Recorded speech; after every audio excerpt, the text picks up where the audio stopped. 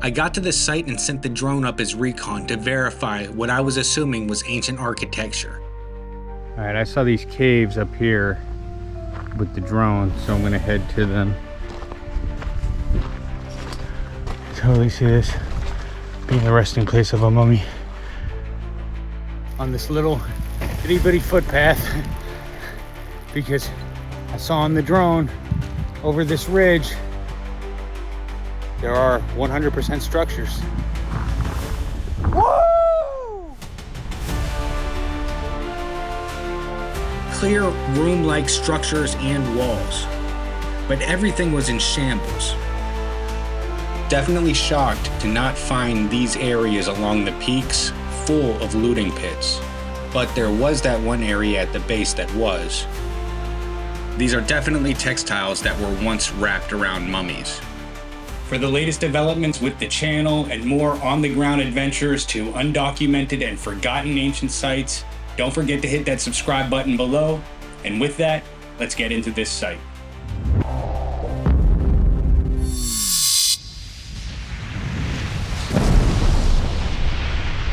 Searching for unlabeled ancient ruins in Peru, I came across the remnants of this ancient settlement here. Although there wasn't a Ministry of Culture sign that I could see, being this close to a road makes it impossible that it wasn't cataloged somewhere, as it was clearly an ancient site. But this was not my point of interest. I wanted to get my eyes on and document what was way up here, tucked away, hidden between and on the tops of these mountain peaks. I got to the site and sent the drone up as recon to verify what I was assuming was ancient architecture.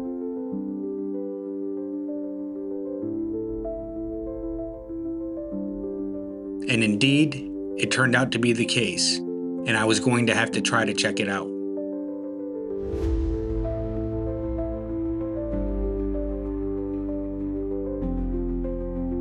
I managed to get the Jeep closer to this location here.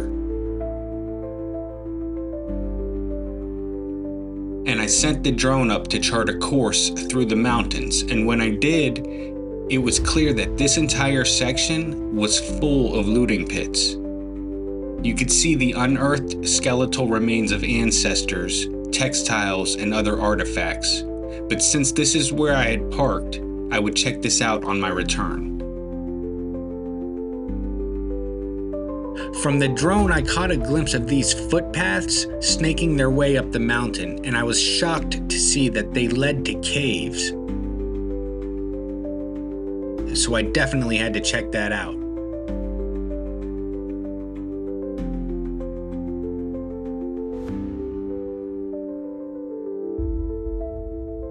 All right, I saw these caves up here with the drone, so I'm gonna head to them.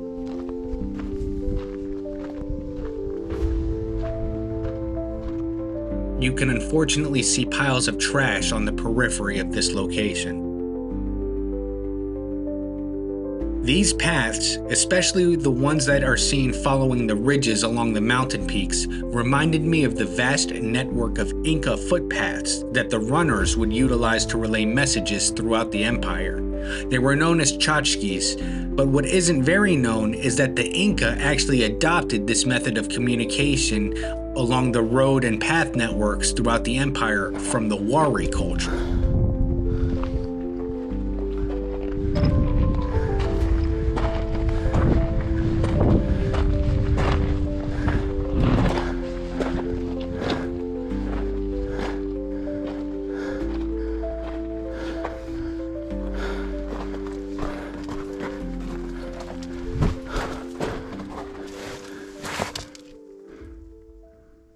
Garbage in there.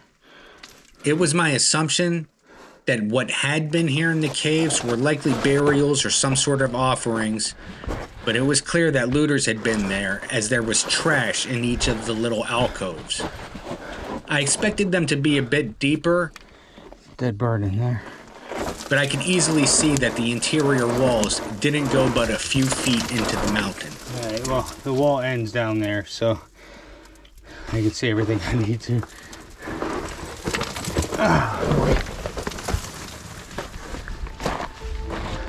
The lens on the GoPro got a little blurry from the dust, but it becomes clearer here shortly.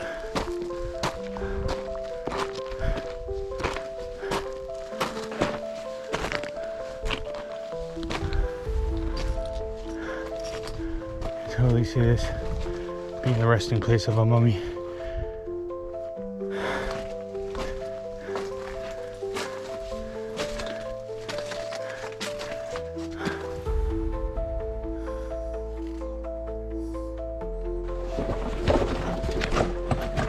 Oh! Can't hit my head on the rocks, and it all came crashing down on me. I was able to see that the path continued in the direction of the structures that were tucked away and on the peaks, so I followed in that direction.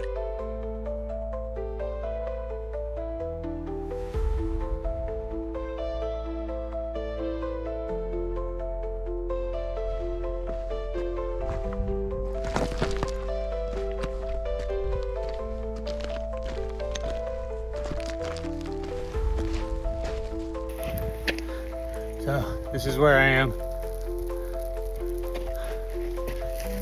on this little itty bitty footpath, because I saw on the drone over this ridge, or over this ridge and maybe the next one, there are 100% structures. They're built all along the tops of these mountains. So stay tuned. As I made my way through this section here, I was beginning to see the remnants of ancient walls.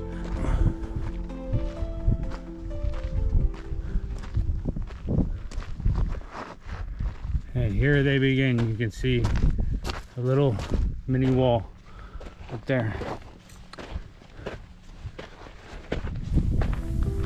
This is the view.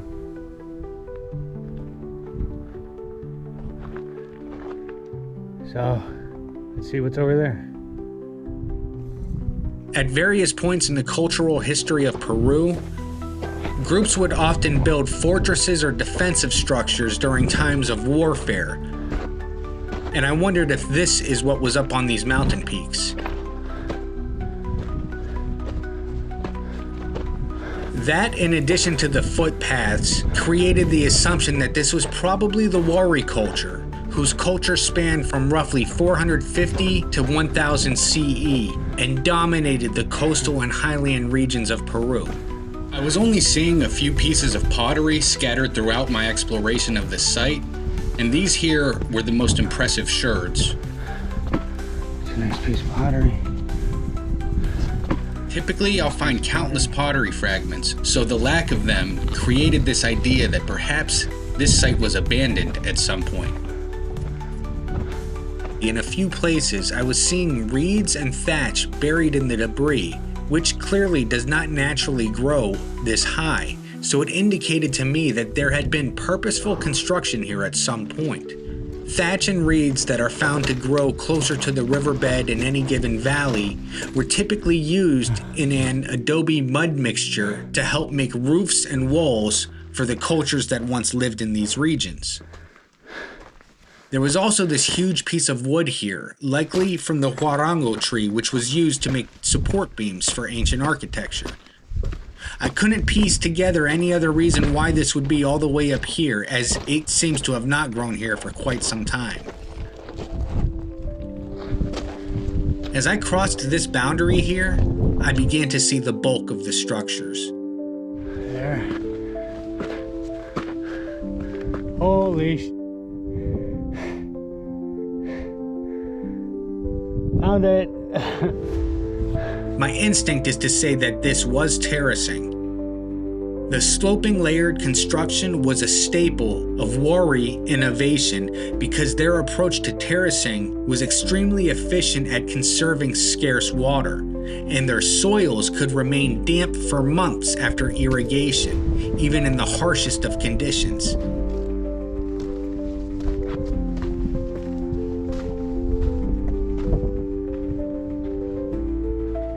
I wonder what happened here, because it was clear that the majority of walls that once stood had been reduced to rubble over time. Perhaps an earthquake or a series of environmental catastrophes took their toll over the past several millennia. I still wanted to make it to the structures along the peaks, so I followed along this path, guided by this ancient wall.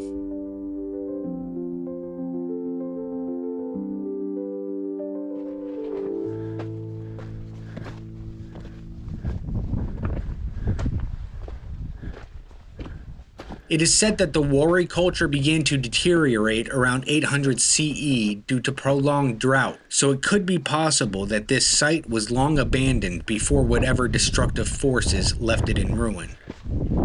You could see faint structures in the distance down the other side of the mountain here. I began my ascent along the ridges.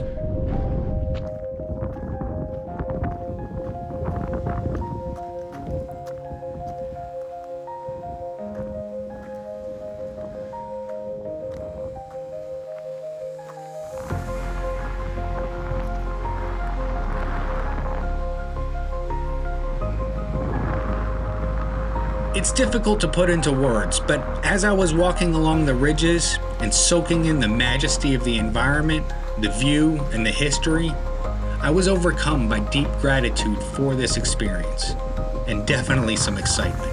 Woo! Thank you! Thank you! Thank you for my life.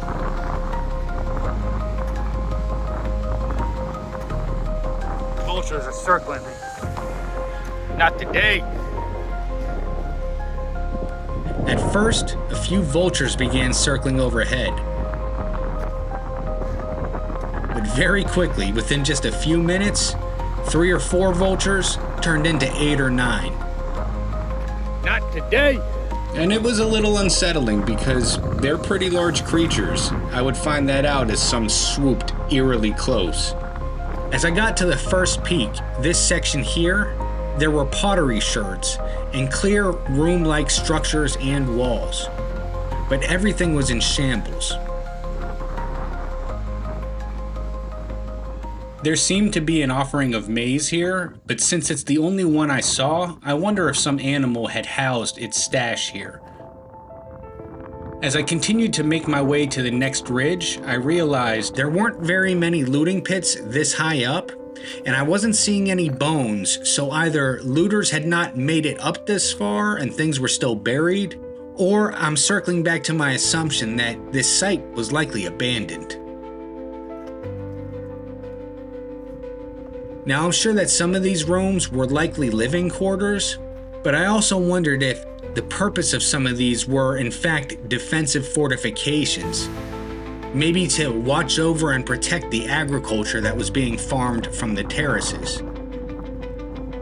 I went as far along this wall on the edge of the next cliff here and turned back. There weren't any structures there, so I began the descent back down, but along the way, I was able to do another pass through these ruins. It dawned on me that they probably served multiple purposes. Being this high up definitely allowed them to be lookout points for any potential rivaling clans, but they also could have been used for storage for the settlement below, the one I first entered by the road. I could only imagine what this place must have looked like when it was actively being used, and how high the walls actually went.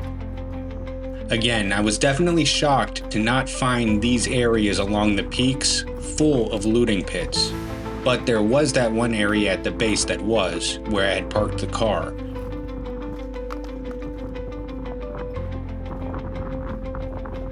And it was littered with looting pits. And it was also the last spot on the itinerary to check out. Clearly, digging went on here. This is definitely where the deceased were buried. As is usual with looted areas, you can see copious amounts of trash peppered throughout. Liquor bottles. Here you can see the bones of ancestors still commingled with the textile they were once wrapped in. This place had definitely been ravaged, and it's hard to believe because it's so common that the resulting feelings are typically ones of normalization, which is just sad. You can see a soda bottle here next to a piece of skull. These are definitely textiles that were once wrapped around mummies.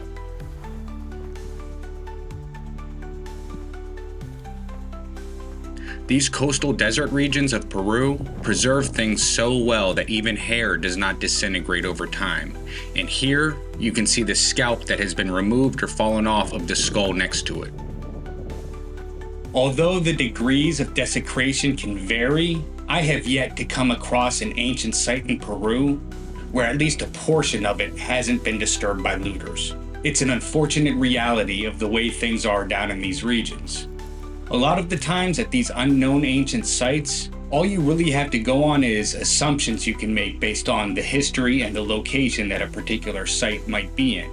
But as you can clearly see, there's typically a ton of artifacts that can be carbon dated, for example, which would give some accuracy to these assertions. And ultimately, that's something I would love for Pillars of the Past to eventually be able to do, to establish the resources and the connections to do things like carbon date, to add to the cultural understanding and legacy of these locations. And if you're interested in supporting the channel and have the means to do so, there's a ton of ways to do that, and all of it will be linked in the description below. Additionally, if you're interested in 3D models and behind the scenes footage and other up-to-date information about what's going on with the channel, please consider becoming a member here or on Patreon. And thank you so much to those who already are, because it really helps me to be able to continue to put these videos out here for all of you to see. Definitely leave any thoughts or comments about the things you've seen in this video today, and if you've been following the channel and have seen other videos, you'll see that sometimes these comments really do add to the cultural understanding of what I've been finding at some of these sites. Definitely hit that subscribe button if you haven't already. It'll help the channel grow, and it'll keep you up to date on the latest developments and the newest releases coming from Pillars of the Past. As always, thank you for watching, and I'll catch you in the next video.